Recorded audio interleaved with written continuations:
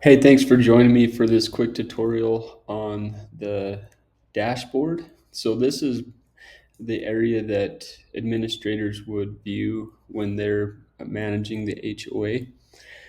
This is the page that they see when they first log in. So if you're an administrator, maybe you're a board member or a property manager, or just a volunteer that wants to help make the community better. When you first land on this page after you log in, you'll quickly see just some of the hot areas of the software. So primarily when you first look from going from left to right, you see the past due, and this will kind of give you an aging report of this total balance of how much the community owes in dues. It totals it here. Obviously, if you want to, you can click on this and it takes you to an actual past due report. But if you wanted to quickly see an aging view, you can see on this pie chart how many people are 30 days behind, 30 to 60, 60 to 90, and 90 plus. And it's all color coded for you.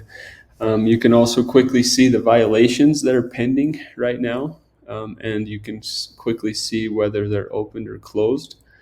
If you want more information on the violations as a whole or generally speaking, you can click here on more and it will take you to your main violations page of the software, which is the same as this page right here, violations.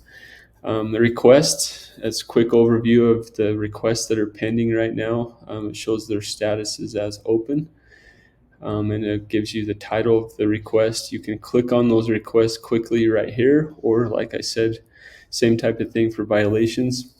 If you click on the More tab or the More link, it will actually take you over to the request area, which is the same as this button right here. So the nice thing about this dashboard as well is it will quickly show you if you have any pending text messages, emails, voicemails, or surveys and voting that need to be given some attention. If there's messages you need to get back to someone really quick, those messages will pop up right here and you can click on them here, or you can navigate through the side menu and actually go to email, text, or phone, or voting and surveys appropriately. So it's nice to have this dashboard to just kind of quickly take a 10,000 foot view of what's going on in the HOA.